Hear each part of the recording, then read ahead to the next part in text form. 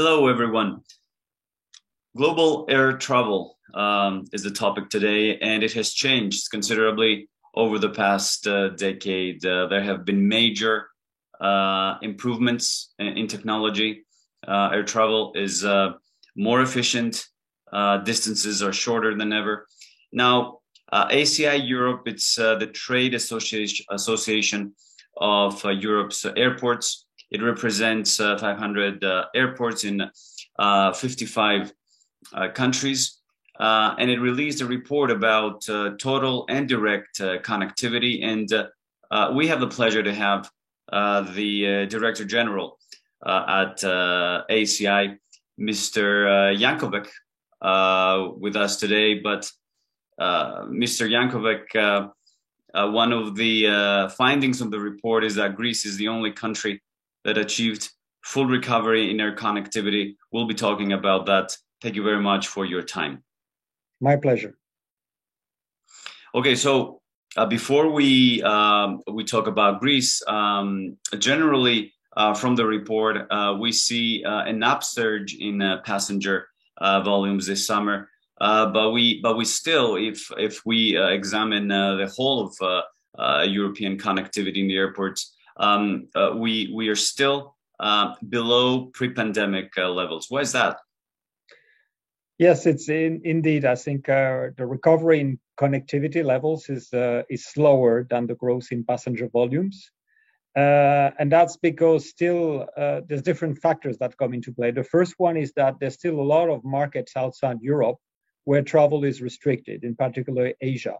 If you look, for example, at direct connectivity between Europe's airports and the Asia-Pacific region, it's still minus 52% compared to where it was back in the summer of 2019 before the pandemic.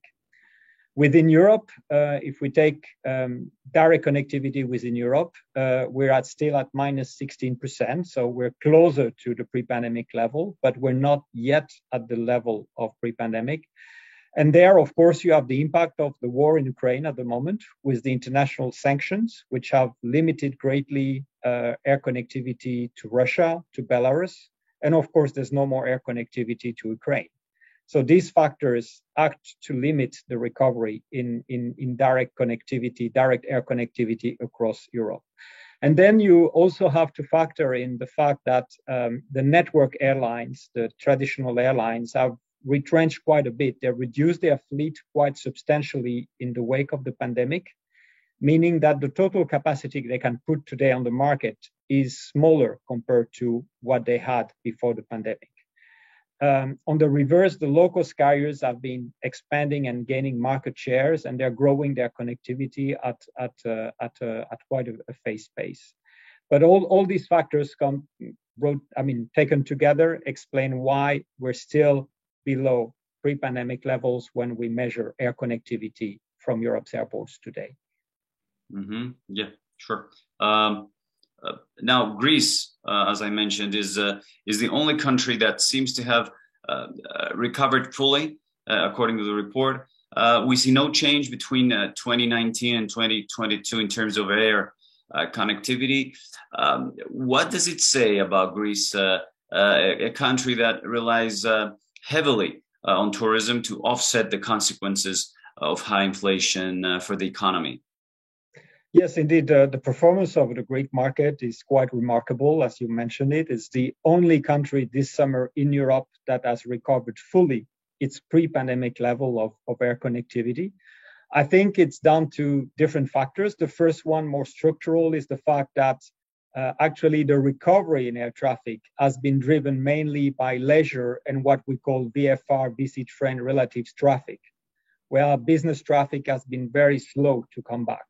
And of course, those markets that are very strong when it comes to leisure traffic and visit friend relatives are the ones that are recovering more quicker their air connectivity. And Greece is clearly one of such markets. I think you have still to take into account also that some people are quite wary of leaving Europe to travel in other continents because of still an unsettled COVID situation. So we do have shifts in demand that, of course, benefit largely in the summertime those markets that are around the Mediterranean, which of course is the case of Greece. And then I think we do have to recognize that Greece, when it comes to its government, but also its industry, has done an excellent job to try to recover as much connectivity as possible. I mean, I think Greece was one of the first countries last year to actually ease travel restrictions to try to welcome tourism. The Greek Prime Minister is the one that really pushed for the development of the EU digital COVID certificates, which has been essential to give trust to people to travel during the COVID times. And if you look at the Greek airports, they've also been very proactive in trying to rebuild their route network and reestablish the connectivity for their cities and regions. All Greek airports have done a lot of incentives to try to attract airlines, lowering airport charges. But they've done a lot also on the marketing side. I mean, I take the example, for example, of Athens Airport. During COVID, they had this marketing campaign, Postcard from Athens, geared for external markets, which tried to really keep the idea of Greece in the minds of the travelers, so that when they could travel again, you know, they would select Greece as their destination. And if you look also at the airports in the islands, we have many airports that have invested a lot in upgrading their facilities and their infrastructure. So all this taken together is why we see Greece actually quite, I mean, as the top performer in terms of air connectivity level this summer. Good thing to hear from you, that Greece is on the right track. But let me lastly clarify something. Maybe many people didn't know. Certainly, I didn't know about the low-cost carriers now accounting for 40% of all direct air connectivity in Europe. So their penetration to emerging markets is being increased. Are we correct to assume, Mr. Jankovic, that we should expect more daily flights now, new destinations in Europe, and more connections due to maybe larger fleets and higher revenues? Yes, I think you know, hopefully we're now looking more positively to the recovery of our connectivity past this summer and into next year. Of course, there's still a lot of uncertainties, but what we've seen very clearly is that low-cost carriers, and in particular ultra low-cost carriers like Ryanair and Wizz Air, have been really the winners throughout the pandemic. They have grabbed market shares. They have a very young fleet, which actually gives them a natural hedge against the increase in oil prices. They've expanded in a lot of markets, putting a lot of capacity in the market. So they've really looked at the pandemic as an opportunity to expand. Meanwhile, the traditional carriers, the network carriers, have tended to retrench, as I mentioned before.